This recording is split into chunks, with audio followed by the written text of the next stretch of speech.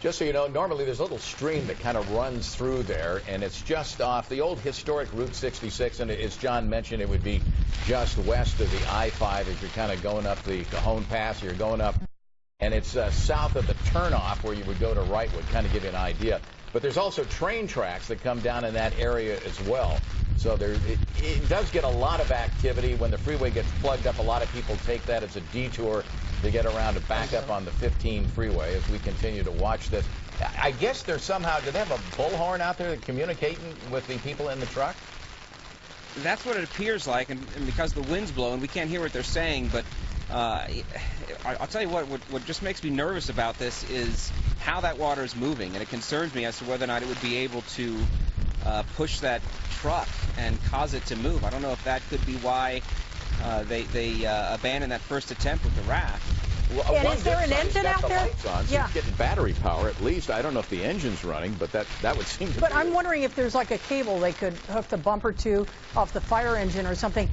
John, is it still raining hard where you are? It sounds like it is. And do we have any idea how long they've been in this situation?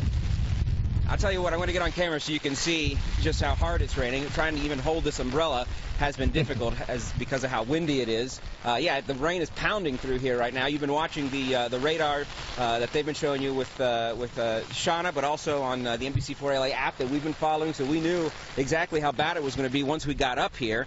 And yeah, now we're just waiting to see how they're going to be able to make their way over to that truck and try to help get these people out of there. It looks like they're repositioning one of their own rigs down there. You guys may be right. They may try to somehow connect some sort of stabilize that truck a little bit to that truck to get it out. Yeah, it would seem the only way to get out is to pull it out backward, back up on the roadway there, or at least the side. Going forward, you'd go right out in the middle of the stream there. But like I say, it would seem to be encouraging. It's got some battery power there because the light's on. I don't know if the engine is still running. It might not be high enough to affect the engine. Hey, John, any idea how long they've been out there? We got notice that something was happening here at about 2:30, so we're going on, what, an hour now? At least, yeah. That they've been trying to at least communicate with these folks to understand what exactly happened. Again, if anyone's just joining us, we've been following this now for a little bit, and we spoke with CHP officers who are here on scene that have this roadway closed off. It's Swarthout Canyon Road. It's just west of the I-15 and Cajon Road. It's in the Keenwood area. And we were told that these folks in this Ford F-150 that they had tried to cross the river, apparently the water going over the roadway itself, that they tried to cross it not realizing just how strong this was going to be, or perhaps thinking that their truck would be able to handle it, but apparently not. They got stuck, called 911, and you can see the swiftwater rescue teams that are out here. Again, they tried to deploy that raft one time already. They pulled it back.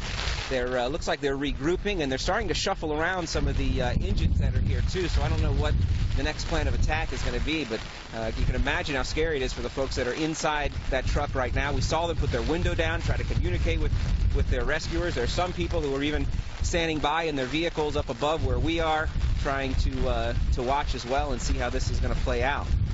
Yeah, we'll see what happens with this ladder truck here. It kind of goes in front of the screen here. And John, if you need to reposition at any time, you just go ahead and do that if you think you need to move the camera or anything. Thank you. You're right about one thing, John and Chuck, as we look at this. The water seems to be getting a little bit higher on the truck as we continue to watch it here. John, what is downstream if this were to go?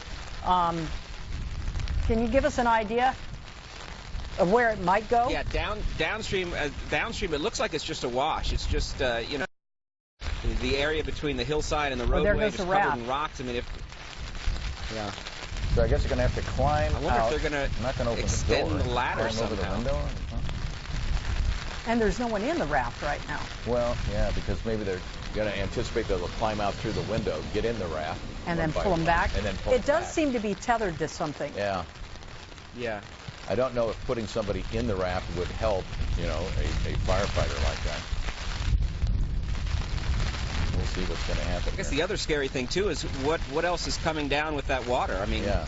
You know, if another somebody's coming out through the window now. Boy, any way you look at this, it has to be a terrifying situation.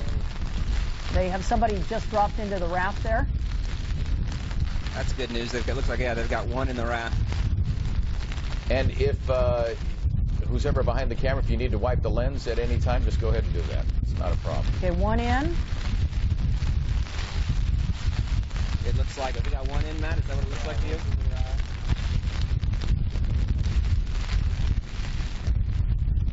Yeah, they still have one person in the truck, it looks like, so they pull that one person to safety.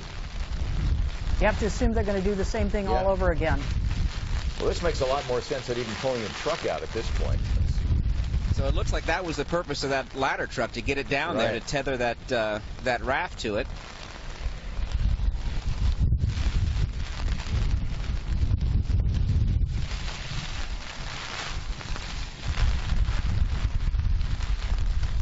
You know, as we continue to watch this, I'm going to tell you, we have Anthony in studio as well. Let me ask you, is there a flash flood warning for this particular area right now? Yes, I know you can't really show the radar right now unless you wanted to put it in a box, but I'm looking at the radar right now. It is part of the flash flood warning, and as we were mentioning, this is part of the life-threatening situation that happens when you get a warning like this.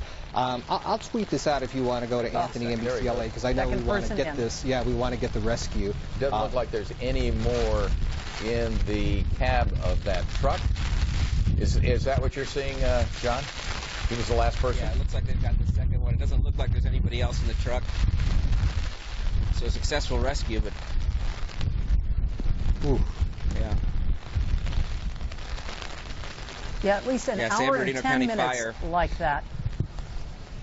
And I want to point out, you guys mentioned if there were warnings about the flash flood, and when we had gone up to Lytle Creek to check that area out prior to this. So around the time, I would venture to say that around the time that this first 911 call came in, we actually got that alert on our phones with the alarm that went off saying that there was a flash flood watch in our area. So, you know, if we got the alert on our phones, I can only imagine those people who are also in the area with cell phones had the same alert. So I wonder if the folks in this truck got that alert before this happened or after it already happened.